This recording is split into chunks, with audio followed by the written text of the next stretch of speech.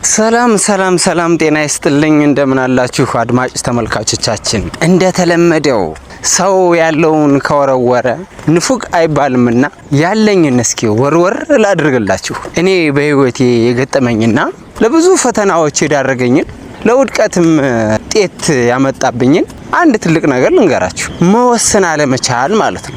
በተለይ ፊት ለፊታችሁ ሁለትና ሶስት አማራጮች በሚገጥሟችሁ ጊዜ ለመወሰን በጣም ትቸገራላችሁ። እኔ በጣም የከበደኝና ለብዙ ኪሳራ የዳረገኝ ነገር ሁለት ከፍተኛ ጥቅም ያላቸው ተመሳሳይ የሆነ ጉዳት ያላቸው በእኩል ሚዛን ላይ የሚገኙ አማራጮች ሲመጡና ለመወሰን በሚከብደኝ ሰዓት ሁለቶችንም ይዤ እስከ ድርጊት መርሃ ግብሬ ድረስ ይዤ እጓዛለሁ። መጨረሻ ላይ ወደ ድርጊት ለመግባት ስጀምር ግን በጣም እቸገራለሁ። ምክንያቱም አንደኛውን ነጥዬ ይዤ አልሄድኩም፣ አንደኛውን ደግሞ ነጥዬ ጥዬ አልሄድኩም። የዛኔ እስከ መጨረሻው ድረስ ግራ እንደተጋባሁ ሁለቱንም እያባረርሁ አንዱን እንኳን ሳሊዝ ባዶ እጄን ተቀምጬ ቁልጭልጭ ስል እገኛለሁ። አረ በጣም አደገኛ ነገር ነው። እኔ እንደው በጣም የከበደኝና ልቀርፈው ያልቻሉት ነገር ይሄ ነው። ሰዎች አንድ ነገር ልንገራችሁ፣ ለመወሰን አትፍሩ። እንኳን ተመሳሳይ የሆኑ የምርጫ እቅዶች እያላችሁ ይቅርና ትልቅና ትንሽ የሆኑ ነገሮች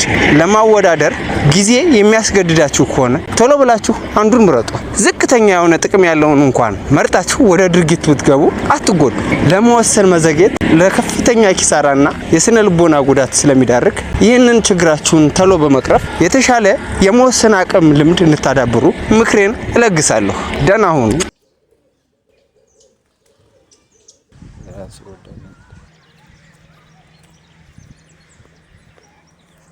እና መች መጣስ እኔ አላውቅም እንግዲህ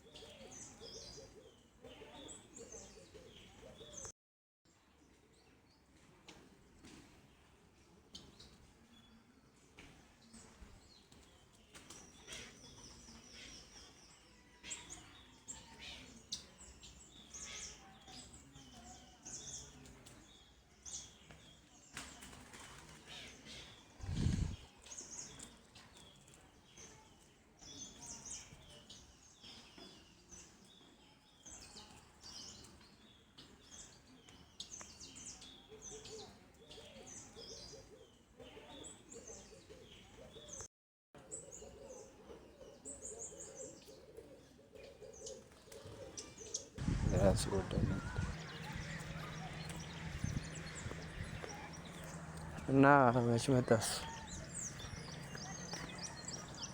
እኔ አላውቅም እንግዲህ